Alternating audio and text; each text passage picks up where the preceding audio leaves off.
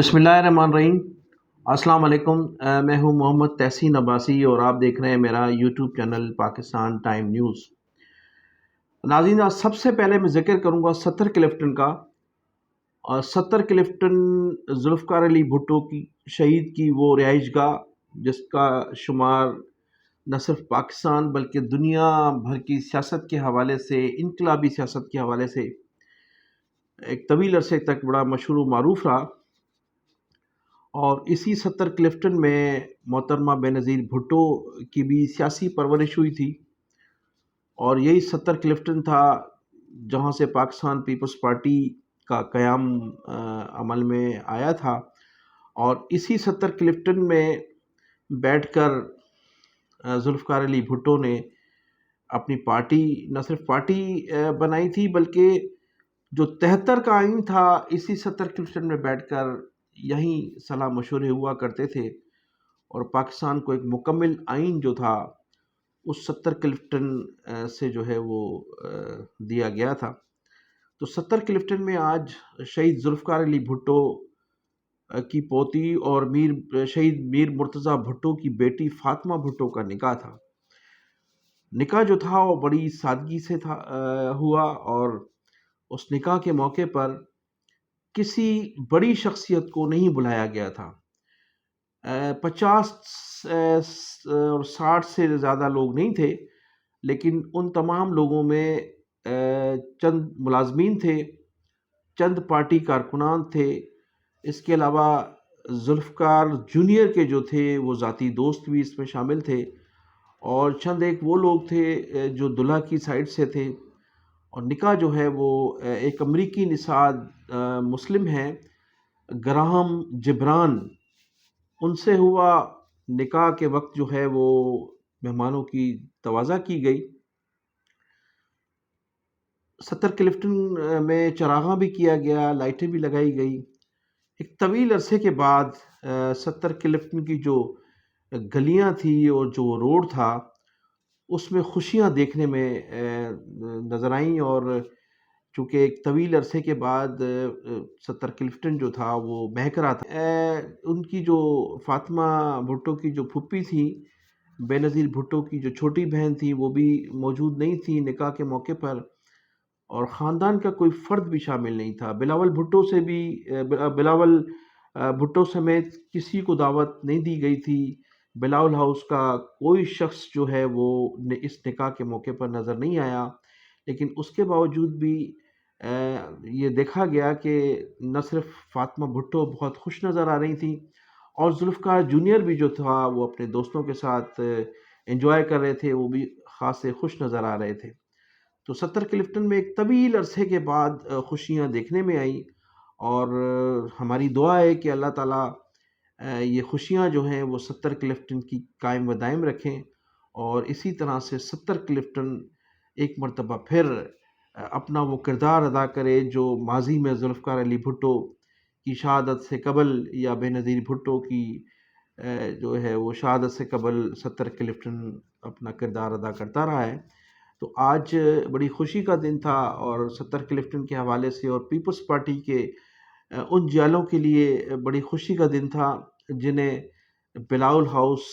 की तरफ से तो भुला दिया गया है, लेकिन सत्तर क्लिफ्टन उनके लिए आज भी एक मोतबर जो है वो जगह का दर्जा रखता है। तो आज तमाम वो जियाले, वो पुराने जियाले जिन्हें इस दौर में नज़रअंदाज किया गया है, उनके लिए खुशी का दिन है कि आज फ़ातिमा भुट्टो का निकाह था और सत्तर क्लिफ्टन में हुआ, सादगी से हुआ। और इस तरह से सत्तर क्लिफ्टन की जो खुशियाँ हैं वो लौट आई हैं। और फिर हम एक मरतबा दुआ करेंगे कि इस खुशी के मौके पर अल्लाह ताला इस सत्तर क्लिफ्टन को दोबारा आबाद रखे और सत्तर क्लिफ्टन एक मरतबा फिर अपना वो माजी वाला किरदार अदा करे। नाज़रीन, अब मैं ज़िक्र करूँगा मुत्तहिदा कौमी मूवमेंट हैदराबाद का। मुत्तहिदा कौमी मूवमेंट हैदराबाद जो 22 अगस्त 2016 के बाद जिसका वजूद अमल में आया था, और एक ठाकुर के ज़रिए जो है वो पूरी पार्टी तश्कील दे दी गई थी। जब फ़ारूक सत्तार साहब को, डॉक्टर आमिर लियाकत हुसैन साहब को ठाकुर ले गए थे रात को, और सारी रात उनका ब्रेन वॉश किया और दूसरे दिन उन्होंने متحدہ قومی موومنٹ بہادر آباد کا اعلان کیا تھا۔ تو اب اس بہادر آباد متحدہ قومی موومنٹ بہادر آباد پر پوری طرح سے پی ایس پی، جو ماضی کی پی ایس پی تھی، اس کا جو ہے قبضہ نظر آتا ہے، اور فاروق ستار سمیت جو ہیں وہ یہ 3 ایسی شخصیت ہیں جو بہادر آباد میں اس وقت کنٹرول کیے ہوئے، انیس قائم خانی، مصطفیٰ کمال اور فاروق ستار صاحب۔ اس کے علاوہ وہ جو ماضی کی بہادر آباد تھی، متحدہ قومی موومنٹ بہادر آباد، اب وہ ان کے جو لیڈران تھے وہ کہیں نظر نہیں آتے، اور پوری طرح سے جو کارکنان ہیں اور جو لیڈران ہیں وہ سب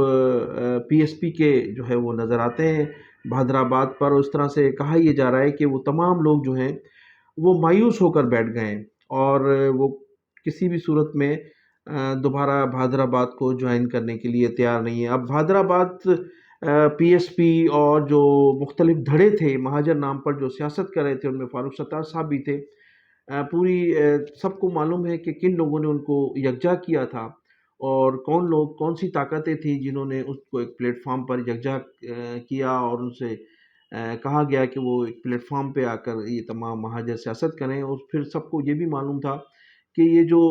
چھوٹے چھوٹے دھڑے بنائے گئے ہیں، دھڑے جو بنے ہیں مہاجر نام پر سیاست کرنے والے لوگوں کے، وہ کن لوگوں نے تشکیل دیے تھے، پس پردہ کون لوگ تھے، کہاں سے احکامات آتے تھے، اور وہ کن لوگوں کے کہنے پر جو ہے وہ سیاست کی جا رہی تھی۔ تو اب اس کا سلسلہ ختم نہیں ہوا ہے، اس کا سلسلہ جاری ہے، اور آپ نے دیکھا کہ بدنام زمانہ میجر راجہ عادل جو ہمارے اداروں کے خلاف، ہماری فوج کے خلاف ایک طویل عرصے سے دیار خیر میں بیٹھ کر حرزہ سرائی کر رہا ہے، تو اس نے آج اس بات کا بھی انکشاف کیا ہے کہ ماضی میں بھی وہ انہوں نے انکشاف کیا تھا کہ پی ایس پی کا جو قیام تھا وہ ایک بریگیڈیئر مروت تھے، اس دور میں عمل میں آیا تھا، تو جس کے بعد سے جو متحدہ قومی موومنٹ 90 کے جو کارکنان تھے، اور لندن کے جو الطاف حسین کے جو چاہنے والے لوگ تھے، انہوں نے اس متحدہ قومی موومنٹ کو مروت قومی موومنٹ کا قرار دیا تھا، اور ایک طویل عرصے تک مروت قومی موومنٹ کا جو تھا وہ ٹرینڈ چلتا رہا۔ تو کل انہوں نے انکشاف کیا ہے کہ وہ جو متحدہ قومی موومنٹ کے ڈپٹی کنوینر ہیں جناب مصطفیٰ کمال صاحب، ان کو جو ہے ایک بلٹ پروف گاڑی بھی دی جا رہی ہے ان مقتدر حلقوں کی جانب سے جنہوں نے اس بہادر آباد کو منظم کیا ہے، یا جو لوگ ماضی میں پی ایس پی کے قیام میں اپنا مرکزی کردار ادا کرتے رہے۔ اس سے قبل بھی مصطفیٰ کمال صاحب سے جب پی ایس پی کا قیام عمل میں لایا گیا تھا، تو خیابان راحت کا جو بنگلہ تھا اس کے متعلق بھی سوالات کیے جاتے تھے، اور ان کے پاس اس دور میں لینڈ کروزر تھی، سادی لینڈ کروزر تھی، اس کے متعلق بھی عموماً سوالات کیے جاتے تھے، تو وہ کہا فرمایا کرتے تھے کہ یہ ان کی گاڑی بھی دوست کی ہے اور بنگلہ بھی دوست کا ہے۔ لیکن اب وہ تمام باتیں کھل کر سامنے آ گئی کہ وہ ایسے کون سے دوست تھے مصطفیٰ کمال صاحب کے جنہوں نے کروڑوں کی ملکیت جو تھی ان کے نام کی، خیابان راحت کا بنگلہ اور پھر یہ گاڑی، اور اب جو گاڑی انہیں بلوٹ پروف ملنے والی ہے۔ تو یہ تمام باتیں منظر عام پر آ گئی، یہ باتیں ڈھکی چھپی نہیں رہیں، اور اس طرح سے جس طرح سے بہادر آباد میں پی ایس پی کے جو کارکنان ہیں، جو براجمان ہیں، جن لوگوں کی اب وہاں اجارہ داری ہے، اب وہ کن قوتوں کی وجہ سے ہوئی، کون لوگ تھے، کن لوگوں نے ان لوگوں کو منظم کیا، اور پھر اس طرح سے وہ لوگ جو بہادر آباد کے جو تھے، جن لوگوں نے 22 اگست کے بعد بہادر آباد کو رونق بخشی تھی، اب وہ کہاں چلے گئے، اور ان کے کیا اختلافات ہیں، اب یہ باتیں سب ڈھکی چھپی نہیں رہیں، اور یہ سب آہستہ آہستہ مزید خبریں آنا شروع ہو گئی ہیں، اور یہ بھی کہا جا رہا ہے کہ ہمارے مقتدر حلقوں نے انہیں یہ باور کرایا ہے کہ آئندہ انتخابات میں متحدہ قومی موومنٹ بہادر آباد کو وہ تمام مینڈیٹ واپس کر دیا جائے گا جو ان سے چھینا گیا تھا۔ تو یہ خبریں بھی ہیں، اور یہ بھی کہا جا رہا ہے کہ کراچی سے جو ہے وہ جو جس طرح سے 2018 کے انتخابات میں تحریک انصاف کو متحدہ قومی موومنٹ سے جو مینڈیٹ چھین کر دیا گیا تھا وہ واپس مل جائے گا۔ تو یہ بہت سی ابھی خبریں ہیں، اور اس حوالے سے دیکھنا یہ ہے کہ آئندہ کی متحدہ قومی موومنٹ کی کیا حکمت عملی رہتی ہے، اور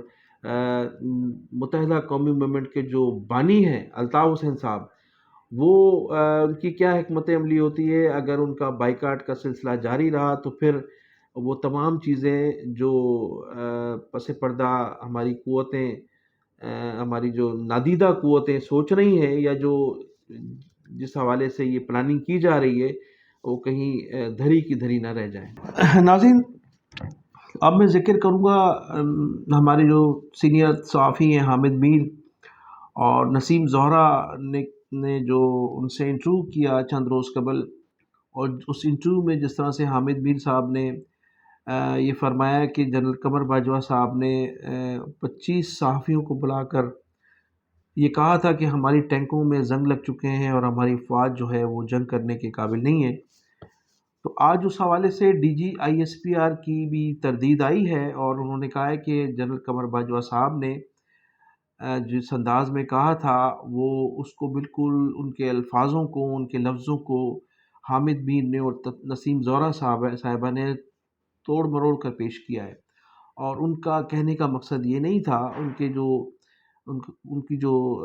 تقریر تھی، یا جو انہوں نے صحافیوں سے گفتگو کی تھی، وہ سیاق و سباق سے ہٹ کر ہے، تو ان کی آج تردید بھی آ گئی ہے۔ لیکن اگر ایسا کہا بھی گیا تھا تو کم از کم ہمارے یہ سینئر صحافی ہیں جناب حامد میر صاحب اور نسیم زہرا صاحب، ان کو بھرپور ذمہ داری کا مظاہرہ کرتے ہوئے کم از کم ٹی وی چینلز پر اس کا ذکر اور اس قسم کی گفتگو سے گریز کرنا چاہیے تھا، جس طرح سے دوسرے صحافی جو ان کے ساتھ موجود تھے، ان کی جانب سے بھی اس قسم کا کوئی انکشاف نہیں کیا گیا ہے، اور ان کی جانب سے بھی کوئی گفتگو جو ہے اس قسم کی منظر عام پر نہیں آئی ہے۔ تو ان سینئر جو صحافی ہیں، یہ ہمارے سینئر صحافی ہیں، ان کو بھی پوری ذمہ داری کا مظاہرہ کرنا چاہیے تھا، لیکن ایسا نہیں ہوا۔ اس سے قبل حامد میر صاحب جو ہیں وہ بمبئی بم دھماکوں کا ملزم تلاش کرنے کے لیے پنجاب کے کسی گاؤں میں پہنچ گئے تھے، اور اجمل قصاب کو جو ہے انہوں نے پاکستانی ظاہر کرنے کی بھرپور کوشش کی تھی۔ اس کے علاوہ وہ حسینہ واجد سے بھی اپنے والد کا ایوارڈ لینے گئے تھے۔ تو یہ تمام جو ان کا جو طرز عمل ہے، یا ان کی جو صحافت ہے، اس سے تو ایسا محسوس ہوتا ہے کہ وہ بالکل پوری طرح سے ان لوگوں کے لیے کام کر رہے ہیں جو ہمیشہ پاکستان کی مخالف لابی رہی ہے، لیکن ہمارے جو ادارے ہیں وہ ان لوگوں کے خلاف کارروائی کرنے سے نہ جانے کیوں گریزاں ہیں۔ اس قدر جو گفتگو رہی ہے حامد میر صاحب کی اور ان کا جو ماضی کا کردار ہے، اگر وہ دیکھا جائے تو وہ تو الطاف حسین سے بھی کہیں زیادہ گھناؤنا ہے، لیکن الطاف حسین کا تعلق چونکہ کراچی سے ہے، اور وہ حامد میر صاحب بھی یہ خود فرما چکے ہیں کہ ان کا تعلق کراچی سے ہے، اور ان کا ڈومیسائل بھی کراچی سے ہے، اس لیے ان پر جو ہے جو پابندی عائد بھی کی گئی ہے، تو ان پر جرم ثابت کرنا اور ان کو سزا دینا بہت آسان ہے، اور چونکہ ان کا تعلق پنجاب سے ہے اور پھر ایسے علاقے سے ہے، تو ان کو خلاف نہ تو کارروائی کی جا سکے گی، اور نہ ماضی میں کچھ ہوا ہے، اور نہ اب میں سمجھتا ہوں کہ اتنی بڑی جو ہے وہ ہرزہ سرائی کے خلاف، فوج کے خلاف ہرزہ سرائی کرنے کے باوجود بھی میں سمجھتا ہوں کہ انہیں اب بھی جو ہے کسی قسم کی کوئی پنشمنٹ نہیں دی جائے گی۔ تو میں ناظرین انہی الفاظ کے ساتھ اجازت چاہوں گا۔ اپنا خیال رکھیے گا۔ پاکستان زندہ باد۔